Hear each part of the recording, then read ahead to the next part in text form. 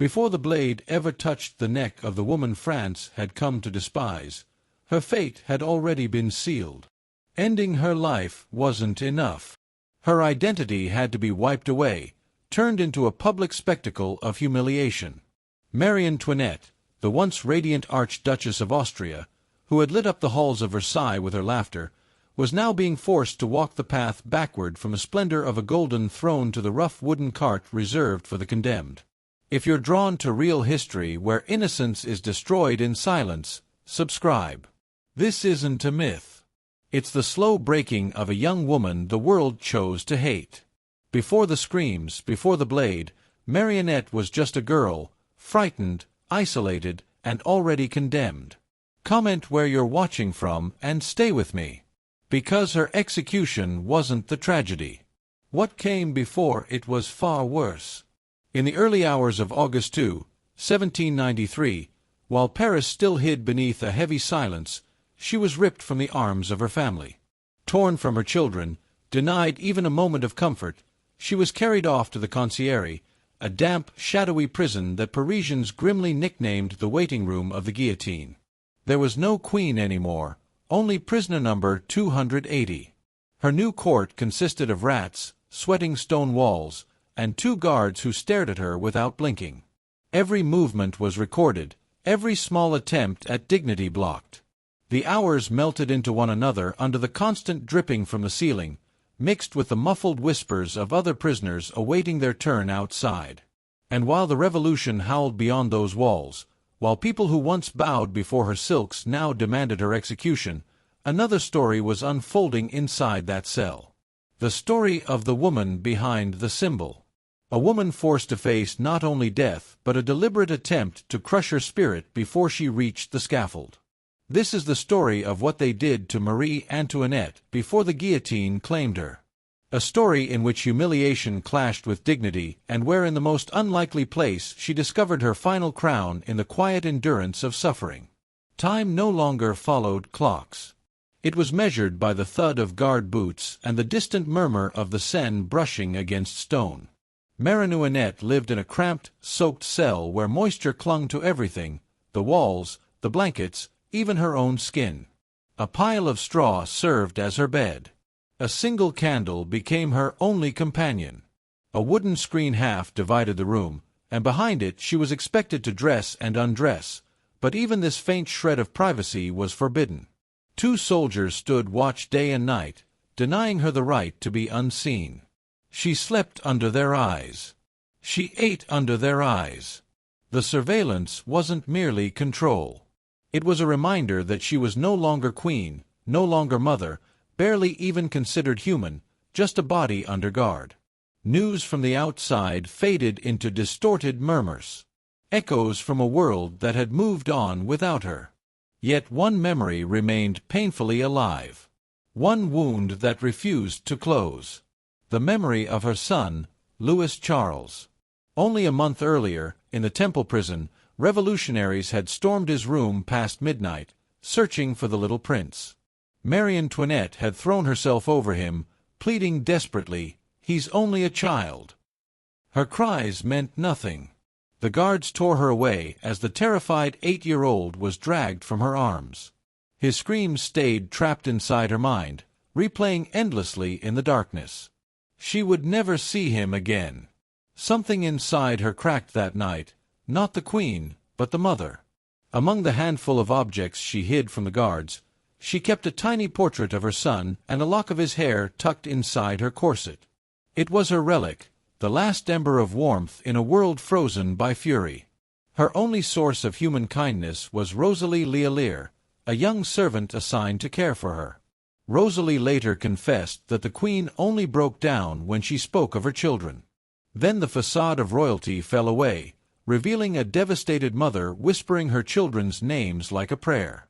Even this vulnerability became a game for her captors. They mocked her, taunted her with crude comments, laughed about her executed husband.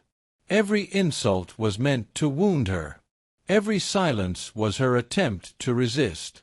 But in that suffocating cell, surrounded by hostility, Marie Antoinette began bending her pain into defiance.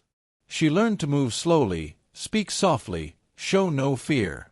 Those watching her expected a shattered woman. Instead, they saw someone who, even stripped of crown and title, still carried a strange, unspoken authority.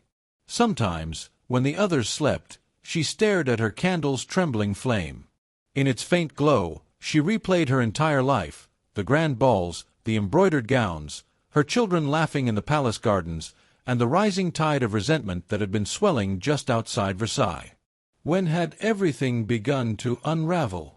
When had they stopped being people and become symbols of hatred? No answer ever arrived, only dawn. And with it, another day inside that tiny stone coffin. Beyond the walls, she heard the city vendors shouting, revolutionary drums, the distant bells of NRAM, reminding her that life went on without her. And so 76 days passed, 76 dawn without hope. During those long weeks, the woman, once despised by an entire nation, was stripped of everything that made her human. Yet from that stripping, something unexpected formed. A quiet, almost sacred composure. A dignity that appears only in those who have already lost everything and have nothing left to fear. And then in October, the cell door opened again. This time not to take a child, but to take her to trial. In the dim hours before dawn on October 14th, 1793, the iron door swung open again. This time not for food, nor for more jeers from the guards. This time it was to drag her before the Revolution's version of justice. A justice already carved in stone long before she entered the room. Marie Antoinette was led through the corridors of the Concierge surrounded by armed soldiers. Their boots echoed against the stone like distant funeral drums. She wore the same black dress she had used to mourn her executed husband. Yet her steps remained calm, almost unervingly composed. People peered at her from shadowed corners. Some spat insults, others simply stared, caught somewhere between dread and fascination. The Revolutionary Tribunal, crammed with spectators, looked more like a stage than a courtroom. Flickering torches lit up the judges' faces, rigid and expressionless as carved marble. And across from them, on a plain wooden bench, sat the woman who had once been Queen of France. No jewels now, no crown, only a thin, pale figure with a ghost-like dignity that refused to fade. Prosecutor Antoine Quentin Fouquier Tinville opened the proceedings with a voice meant for spectacle. His words dripped with malice. Every sentence crafted to provoke roars from the crowd. He listed the accusations with theatrical precision: treason, conspiring with foreign enemies, wasting the nation's money, corrupting the morals of France. Every phrase drew waves of cheers, jeers, and pounding fists. But no one cared about facts. The revolution needed a villain, a body on which to pin years of hunger, taxation, and war. And she was the chosen emblem. Marie Antoinette, denied proper counsel, and given no time to prepare, spoke only when allowed. Her voice was quiet, but steady. She denied the charges, not with outrage, but with the exhaustion of someone who already knew the outcome could not be altered. Witnesses filed in one after another. Some recited tales lifted straight from hate-filled pamphlets. Others invented stories on the spot. They spoke of decadent feasts, mocking banquets, excesses at Versailles. The audience howled with approval, feeding on every invented scandal. Then came the accusation that froze the entire room. The prosecutor held up a sheet of paper, paused dramatically, and announced the vilest charge of all, that she had committed incest with her own son. A chilling silence swept over the tribunal. Even some hardened revolutionaries dropped their gaze. Word rippled through the gallery. Little Lucy Charles, ripped from her arms months before, had been coerced into signing a false confession. He had been coached to repeat horrifying phrases he couldn't even comprehend. Sentences designed to shatter the mother who loved him. For a moment, Marie Antoinette didn't move. She seemed carved from stone, staring into nothing. The judges waited. The spectators held their breath. Then she rose. She didn't look at the prosecutor or the jury. Instead, she turned toward the women in the bat market. Women, mothers, the same ones who had marched to her side demanding bread. And in a voice as clear as a bell, she said only, "I appeal to all the mothers who are here." She needed no further explanation. A wave went through the crowd. Murmurs, gasps, even tears. For an instant, the monstrous caricature from the pamphlets vanished, replaced by the truth. A mother torn from her child, humiliated beyond comprehension. Tinville, furious at the shift in mood, slammed his fist on the table and forced the proceedings onward. But something had cracked. A flicker of guilt or perhaps humanity passed across a few faces in the room. Marie Antoinette sank back into her seat, drained. That single moment had taken the last of her strength. The trial dragged on for 2 days. A carefully choreographed display of revolutionary power. Every question, every witness, every scrap of evidence was part of a performance whose ending had already been written. At dawn on October 16th, the judges announced the verdict. Guilty of high treason. The sentence, death by guillotine. The clerk asked if she had anything to say. She simply shook her head and whispered, "What more could I add?" The farce was complete. Yet in that moment, her quiet acceptance became its own form of resistance. No screaming, no begging, no bitterness. Only a woman standing straighter than the men who condemned her, as if her silence carried more honesty than anything spoken in the courtroom. That afternoon she was led back to her cell. Behind her remained the cheers, the accusations, the triumphant cries of the crowd. Before her, the final morning of her life. Night fell over Paris on October 15th, 1793, casting a deceptive calm over cell number 280 of the concierge. The silence was so heavy that even the dripping water sounded like a clock marking her last hours. Marie Antoinette returned from her trial pale and trembling. Yet her gaze seemed strangely peaceful. Not the peace of hope, but of someone who had fully embraced the end. Rosalie, her loyal attendant, stayed close. She offered her broth and bread. The queen refused with a gentle smile. "I need nothing more, my child. Everything is finished for me." For a long while, she sat at the small wooden table, watching shadows dance across the damp wall. The Seine murmured outside. Guards paced beyond the door. Then she picked up a quill and sheet of paper. Her hand shook, but her script remained steady. She wrote a letter to her sister-in-law, Madame Elizabeth, the only person left to whom she felt tied by genuine affection. And in that letter she wrote nothing of vengeance, fear, or the injustice she had endured. She wrote of forgiveness. She begged her sister-in-law to care for her daughter, to pray for little Louis Charles, and never hold him responsible for the words he had been forced to repeat. He had been misled, used as a pawn by those who wished to torment her.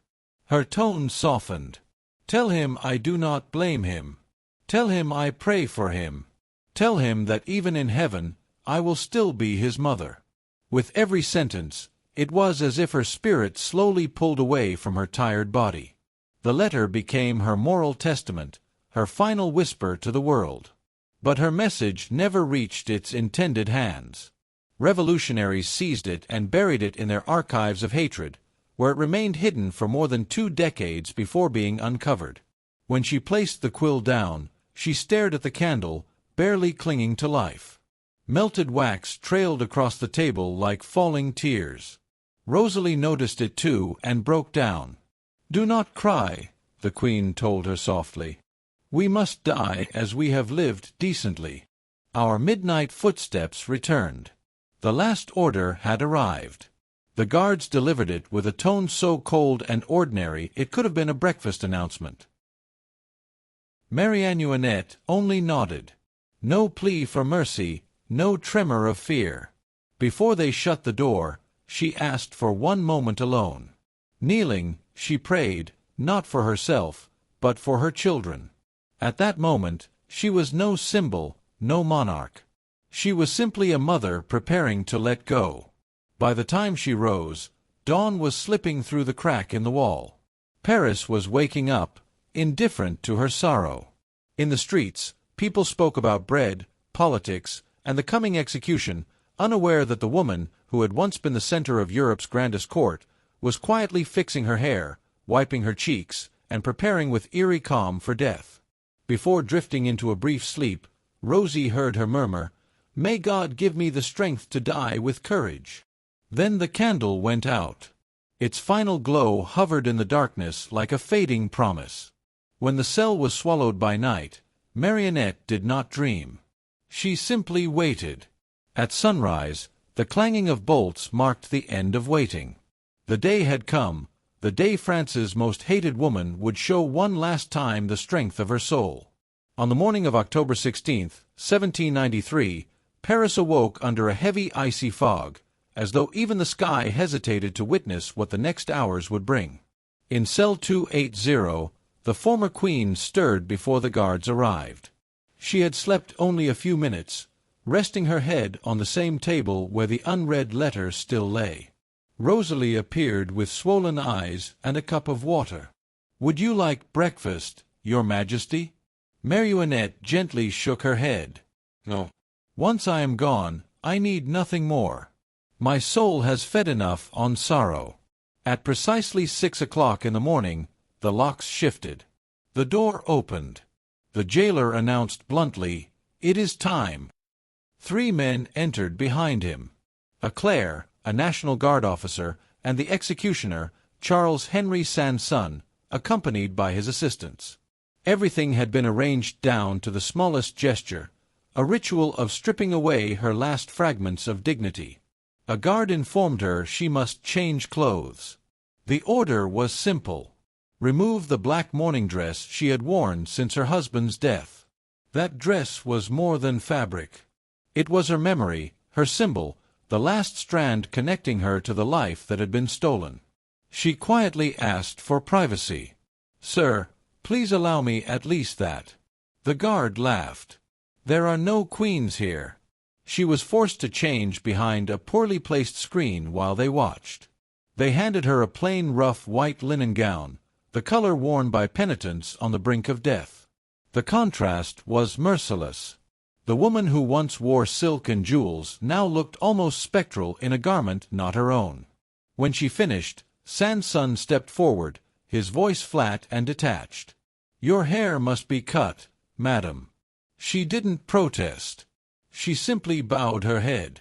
Her hands, once adorned with jewels and rings, folded quietly over her skirt. One assistant grabbed rusty scissors and brutally hacked off strands of her hair. White strands fell to the floor like fragments of her past. Once blonde, her hair had turned pale in prison, bleached by grief and time. The cutting was not just preparation. It was a ritual of erasing her womanhood, the final step before oblivion. When it was over, Sanson dropped the hair without a second glance. A guard approached holding a thick rope. "We must bind your hands." Marie Antoinette looked up stunned. "Why?" "My husband, the king, was not bound." Her voice was not rebellious, only sorrowful. No answer was given. Her wrists were tied so tightly the rope bit into her skin. She swallowed a sound of pain. Before leaving, she made a request once unimaginable for a queen. "May I relieve myself for a moment?" They nodded with disdain. Humiliation was complete. Even the smallest human act had become part of the spectacle. When she stepped back into the room, the men straightened. Sanson said solemnly, "We must go." Marie Antoinette paused before Rosalie. The young woman trembled, unable to speak. The queen looked at her with tenderness. "Do not weep for me.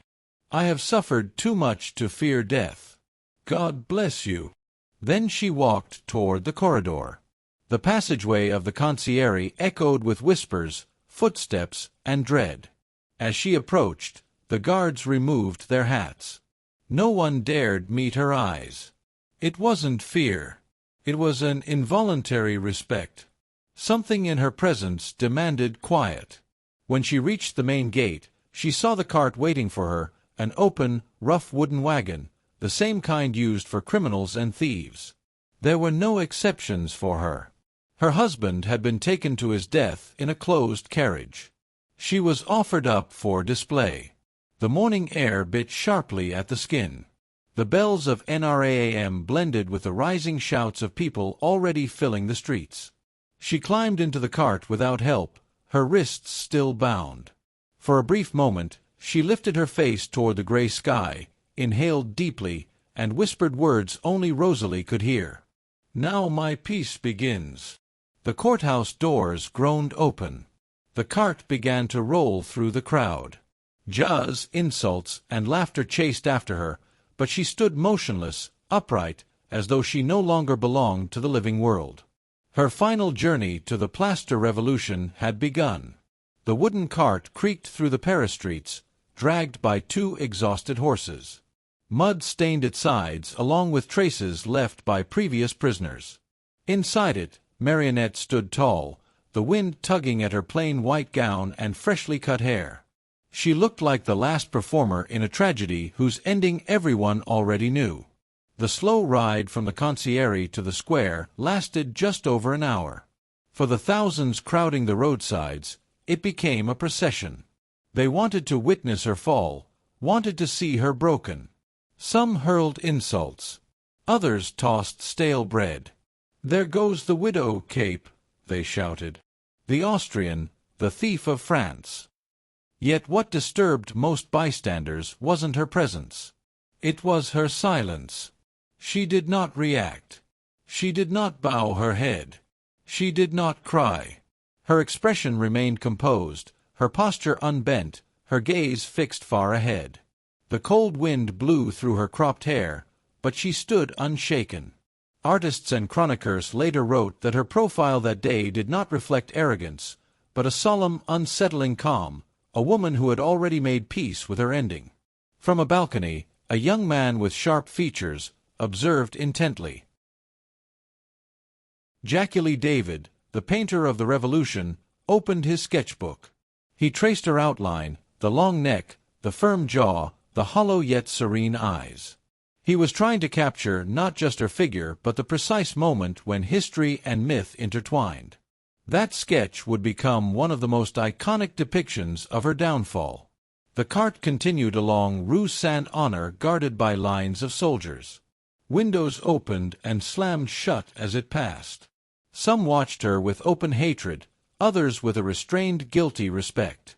Beneath the clatter of hooves, vendors' cries and church bells, the city seemed to hold its breath. A gust of wind swelled dust into the air. The cart jolted violently over a stone. Marie Antoinette stumbled, nearly falling. A wave of murmurs rolled through the crowd. But without aid, she straightened herself, lifting her chin as though nothing had happened. Nearby, the market women, those same women who had once marched to Versailles, demanding bread, watched her closely. Some smirked cruelly, others stared silently. "She doesn't look afraid," one whispered. "Perhaps she has nothing left to lose," another murmured back. The journey felt endless. The city's noise crashed around her like a storm. Yet inside she was still. While the crowd saw a humiliated queen, she felt something different, something unexpected.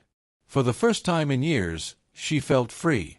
Free from the court, from politics, from venomous rumors, from expectations, even from fear itself. Then the cart turned a final corner and the scene opened before her. The plaster revolution. In the center, towering against the pale sky, stood the guillotine. Its dark wooden frame and gleaming metal blade cut a harsh silhouette in the midday light. A massive crowd pressed around the platform, buzzing with anticipation. Their murmur swelled into a roar. Marie Antoinette lifted her chin. For a moment, everything else disappeared. The wind brushed her face, and in that chaos, an unexpected tranquility washed over her. She understood that everything she had ever been, queen, wife, mother, would end on that wooden platform. But she also knew that her story no longer belonged to the men who dragged her there. The cart stopped. Executioner Charles Henri Sanson stepped down first, followed by his assistants. One offered his hand to help her descend. She met his eyes and replied softly, "No, thank you. I can manage on my own." With her wrists bound and her feet steady, she climbed down from the cart amid the thunder of the crowd. Every step toward the wooden staircase echoed like the closing notes of a tragic symphony. The square thundered with shouts, fists in the air, mocking laughter, and the cold fascination that comes when an era dies before thousands of witnesses. The guillotine loomed above, silent and ready, its blade glinting under the sun. Marie Antoinette stared at it. There was no terror in her eyes, only a remarkable, almost otherworldly calm. She ascended the steps slowly. Her tied hands made her movements shaky, but she refused assistance.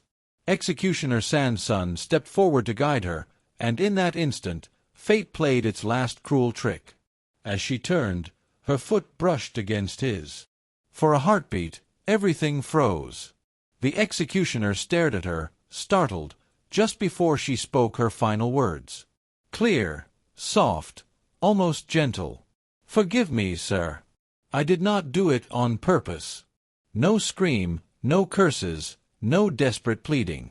Just an apology, so simple, so human that it stunned even those who had come to celebrate her death. That small, humble gesture became her last triumph. In that single breath, the woman, stripped of her crown, her children, her identity, even her name, reclaimed the one thing her enemies could never confiscate, her dignity. The assistants laid her on the wooden plank. The air around the scaffold tightened with anticipation. From somewhere in the crowd, a voice erupted. "Long live the Republic!" Thousands roared back in unison. Sanson gave the signal. The mechanism snapped. A harsh metallic sound. A heartbeat later, the blade fell with ruthless precision. Her body went still. The executioner lifted her head by its pale hair, raising it before the masses. A violent cheer rolled across the square. Long live the nation! Long live liberty! For them, it was the victory of the revolution. For her, it was release. Some witnesses later whispered that they had seen something unusual, an expression of peace lingering on her face, a calm that seemed untouched by violence. Others claimed the sky darkened moments after the blade dropped, as though the entire city held its breath. Her body was placed into a covered cart alongside the remains of those executed before her. No rites, no prayers, no coffin. She was taken to the Mélines cemetery and thrown into a mass grave among strangers. There were no flowers to mark the spot, no cross to honor her name, only soil and silence. The crowd eventually dispersed. The thud of marching boots faded, leaving only the hollow echo of the guillotine's trapdoor closing. On the balconies and rooftops, some lingered, staring at the empty space where a queen had fallen, unable to grasp that history had just shifted. But her story didn't end there. They buried her like a criminal, but her memory refused to stay underground. That quiet apology to her executioner, whispered in the face of death, slowly transformed into a symbol proof that even in the depths of cruelty, humanity can endure. Marie Antoinette, the foreign queen, blamed for every misfortune, died with a grace that no blade could destroy. The guillotine claimed her life, but not her spirit. In the moment the steel struck her neck. Her dignity rose above the crowd's roar, above the hatred, above her own tragic era. In that single second, her eternal second, she reclaimed her true throne. The square emptied, the shouting died out. Under the gray Paris sky, the scaffold stood silent. Her body, anonymous now, was carried to the Mélines cemetery, where nameless graves swallowed the victims of the revolution. Queens, thieves, strangers, all equal under the weight of earth. 4 years, no one could say where she lay. Her name vanished from official records, deliberately erased. The revolutionaries believed they had ended her story forever. But symbols cannot be buried. Time passed, and her death began to take the shape of legend. It was said that after her execution, a young sculptor was summoned to capture her features. Marie Groscheltz, who would later be known as Madame Tussaud, molded her face in wax and plaster. A gesture born of art and morbid fascination preserved her likeness long after her enemies had turned to dust. The Revolution devoured many of its own creators. Robespierre fell. Tribunals dissolved. The thunder of the guillotine faded. And as France searched for its identity among the ashes, the victims slowly turned into martyrs. In 1815, more than 20 years after her death, the brother of Louis V XVI, now King Louis V VI, ordered a search for the remains of the king and queen. In a forgotten corner of the Mélines cemetery, buried among hardened soil and anonymous bones, 2 skeletons were uncovered. One, identified by scraps of white cloth and bound wrists, was recognized as Marie Antoinette. Her remains were finally brought to the Basilica of Saint-Denis, the resting place of French kings. At last, the queen denied a tomb was given one. Yet even that was not the true conclusion of her story. Because beyond the monuments, beyond the accusations and the myths, something deeper survived. The paradox of a woman who embodied both privilege and suffering. Marie Antoinette was not a saint, nor the monster her enemies imagined. She was the reflection of an era reshaped by fear and fury. Those who tried to erase her ended up giving her a strange immortality. Her final act, an apology to the very man preparing to kill her, endures as a quiet lesson. Compassion can be a form of resistance. Thus ended the life of the queen who lost everything: her throne, her children, her identity.